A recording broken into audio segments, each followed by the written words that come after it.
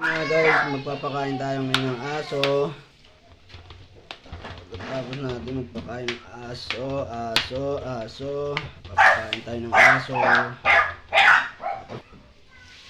Kinamay ko na nga kasi hindi madurog ng sandok. Yan. Yan po, nakaabang na po yung iso. Gutom na gutom na.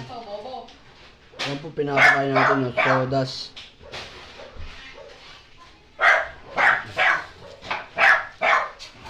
At syempre yan, nakahanda na yan. Tapos papakain natin ng aso yan. Nagtatahulan na po yan. Ready na daw siya kumain. Yan. Hop.